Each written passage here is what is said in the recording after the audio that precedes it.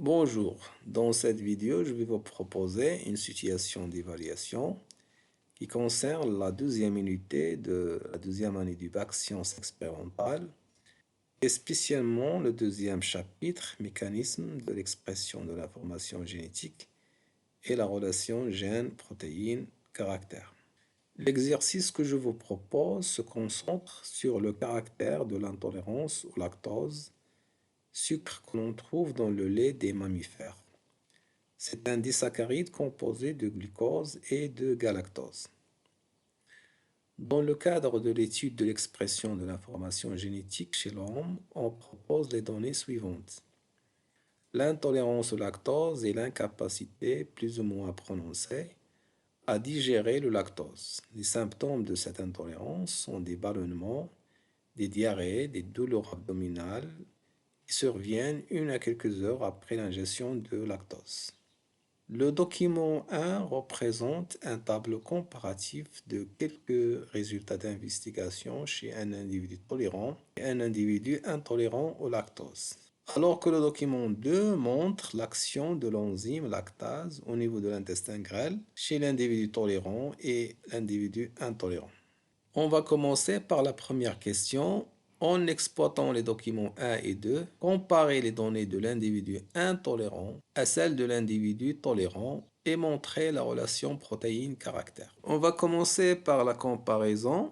Donc chez l'individu intolérant, on observe qu'il y a une absence ou faible production de l'enzyme lactase au niveau de l'intestin grêle et un nombre élevé de bactéries fermentaires au niveau du gros intestin. Alors que chez l'individu tolérant, on observe une forte production de l'enzyme lactase au niveau de l'intestin grêle et une population bactérienne moyenne dans le gros intestin. D'autre part, chez l'individu tolérant, on a la digestion du lactose en glucose et galactose qui sont absorbés vers le sang au niveau de l'intestin grêle et on n'a pas de symptômes. Chez l'individu intolérant, il n'y a pas de digestion du lactose qui est utilisé par les bactéries fermentaires pour produire des acides organiques et des gaz responsables des symptômes gastro-intestinaux. La deuxième partie de la question montrait la relation protéine-caractère. Donc, si l'enzyme lactase, c'est-à-dire la protéine, est présente et fonctionnelle, elle digère le lactose et on n'aura pas de symptômes, ce qui donne le caractère tolérant chez l'individu. Mais si l'enzyme est absente ou déficiente, on n'aura pas la digestion du lactose qui sera utilisée par les bactéries fermentaires du gros intestin, produisant des acides organiques et des gaz responsables des symptômes gastro-intestinaux, d'où le caractère de l'intolérance au lactose. Cela prouve donc l'existence d'une relation protéine-caractère. Pour connaître l'origine génétique de ce caractère, on propose les données des documents 3 et 4. Le document 3 présente la séquence nucléotidique non transcrite des allèles du gène contrôlant la synthèse de la lactase chez un individu tolérant et chez un individu intolérant. Le document 4 montre un extrait du code génétique. La deuxième question, en vous basant sur les documents 3 et 4, déterminer la séquence de l'ARN messager et celle de la chaîne polypeptidique de la lactase qui correspondent aux deux allèles du gène étudié. Troisième question, montrer l'existence d'une relation gène-protéine. Pour la deuxième question, on va commencer par l'allèle normal chez l'individu tolérant. On a donné le brin non transcrit avec les numéros des triplés nucléotidiques. Cela veut dire que ce n'est pas le brin qu'on doit transcrire, mais on doit trouver le brin complémentaire qui sera le brin transcrit.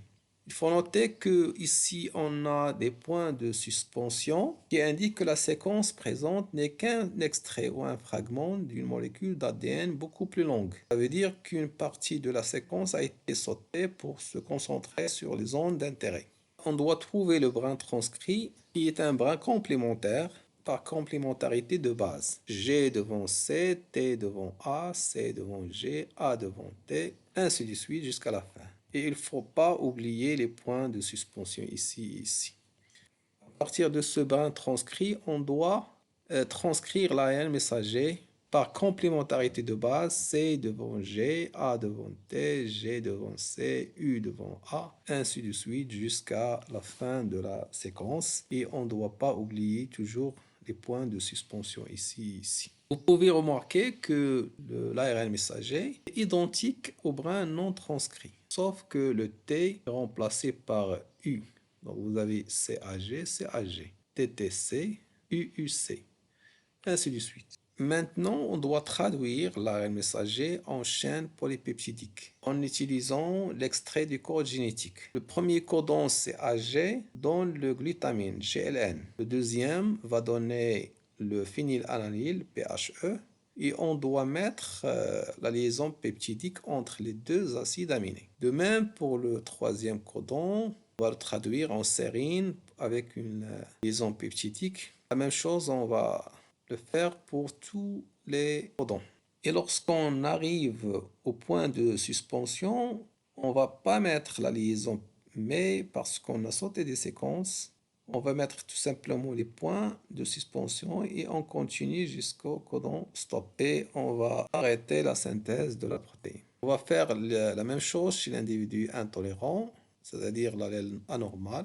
Donc on a donné le brin non transcrit. On va déterminer le brin transcrit par complémentarité de base. On va transcrire l'ARN messager à partir du brin transcrit en respectant la complémentarité de base. Et enfin, on va traduire l'ARN messager en une chaîne polypeptidique. Mais lorsqu'on arrive ici, codon stop, on va arrêter la synthèse de la protéine. On passe maintenant à la troisième question. Montrer la relation gène-protéine. Si on compare les deux allèles, par exemple, ici les deux brins non transcrits qu'on a donnés, on observe une mutation par délétion de nucléotide T du triplet 1149.